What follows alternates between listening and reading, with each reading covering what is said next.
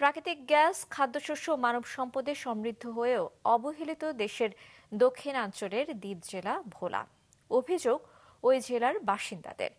জেলায় উৎপাদিত গ্যাসে নিজেদের চাহিদাই পূরণ হচ্ছে না, অথচ সরবরাহ করা হচ্ছে অন্যত্র। উন্নতি হয়নি যোগাযোগ এবং চিকিৎসা ব্যবস্থারও। তাই দাবি দেওয়া আদায়ে সোচ্চার হয়ে উঠেছেন ভোলাবাসী। জেলা প্রতিনিধি হামিদুর রহমান হাসিবের পাঠানো তথ্য এবং ছবিতে ডেস্ক রিপোর্ট। ভোলার ৩ গ্যাস ক্ষেত্রের ৫টি কূপে দৈনিক গ্যাস উত্তোলনের সক্ষমতা ১২০ মিলিয়ন ঘনফুট। এর মধ্যে উৎপাদন হচ্ছে ৮০ মিলিয়ন। ২০০৯ সাল থেকে জেলায় উৎপাদিত গ্যাস যুক্ত হচ্ছে জাতীয় গ্রিডে, আর ২০১৩ সাল থেকে সরবরাহ হচ্ছে স্থানীয় বাড়িঘর ও শিল্প কারখানায়। যদিও এর উপর নির্ভরশীল শিল্প কারখানার সংখ্যা পর্যাপ্ত নয়, বাসাবাড়িতেও মিলছে না নিরবচ্ছিন্ন সরবরাহ। এ নিয়ে দীর্ঘদিন ধরে বিক্ষোভ কর্মসূচি পালন করে আসছেন জেলাবাসী। এর অংশ হিসাবে আজও সমাবেশ হয়েছে শহরের বাংলা স্কুল মাঠে। ভোলায় আমরা এত গ্যাস, সেই গ্যাস আমরা উপভোগ করতে পারছি না। আমাদের গ্যাস বাইরে চলে যাচ্ছে। কেন এই অবিচার? যদি সরকার ভোলাকে একটি অর্থনৈতিক জোন হিসাবে ঘোষণা করে, ভোলা শিল্পায়ন করে, তাহলে ভোলার এই 18 লক্ষ মানুষ কর্মসংস্থান পাবে।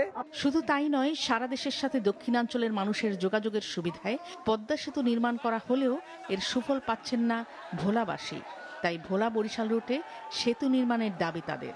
আমরা 3টা জেলার ধানের চাহিদা মিটাই, আমরা 21টা জেলার মাছের চাহিদা মিটাই। ইভেন আমাদের এই মুহূর্তে 500 মেগাওয়াট নিরবিচ্ছিন্ন বিদ্যুৎ ভোলা থেকে বাইরে যাচ্ছে। আমরা মাননীয় প্রধান উপদেষ্টার কাছে আমরা চাইবো যেন আমাদের ভোলায় এই সমৃদ্ধ ভোলাকে, ভোলার গ্যাস দিয়ে ভোলার প্রতিটি ঘরে ঘরে দিয়ে ভোলাকে সমৃদ্ধ করুক। মানসম্মত হাসপাতাল না থাকা সহ বিভিন্ন অভিযোগে সমাবেশ শেষে জেলা প্রশাসক বরাবর স্মারকলিপি দেন বিক্ষোভকারীরা। আমরা দীর্ঘদিন ধরে ভোলায় চিকিৎসার অভাবে প্রতিদিন শত শত রোগী মারা যাচ্ছে। আমাদের এখানে একজন রোগী অসুস্থতা নিয়ে যখন এই সদর হাসপাতালটিতে যায়, তখন এখানের চিকিৎসকরা ম্যাক্সিমাম সময় একটা চিকিৎসা দিয়ে থাকেন, সেটি হচ্ছে আপনি দ্রুততার সাথে ঢাকায় চলে যান। সরকারের কাছে বিনীতভাবে অনুরোধ করব, অনতি বিলম্বে আমাদের এই 3টি দাবির পাশাপাশি সার কারখানার ব্যবস্থা করা হোক। আজকের যে আপনারা স্মারকলিপি দিলেন, এইসব দাবি দেওয়া নিয়ে আমরা সরকারকে যথাযথ কর্তৃপক্ষকে আমি লিখিতভাবে অবহিত করব এবং বিভিন্ন ফোরামে এই বিষয়টি নিয়ে আলোচনা করব।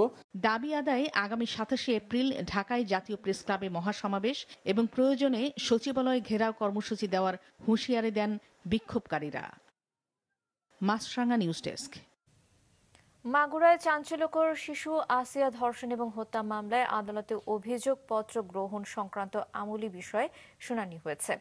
সকালে জেলার নারী ও শিশু নির্যাতন দমন ট্রাইব্যুনাল আদালতের বিচারক এম জাহিদ হাসানের আদালতে এই অভিযোগপত্রের শুনানি হয়। শুনানিতে অভিযুক্ত হিটু শেখ সহ সকল আসামিকে আদালতে হাজির করা হয়। বিজ্ঞ আদালত অভিযোগপত্রটি আমলে নিয়ে আগামী 23 এপ্রিল শুনানির দিন ধার্য করে। গেল 13 এপ্রিল শিশু আসিয়া ধর্ষণ মামলায় আদালতে চার্জশিট দাখিল করে পুলিশ।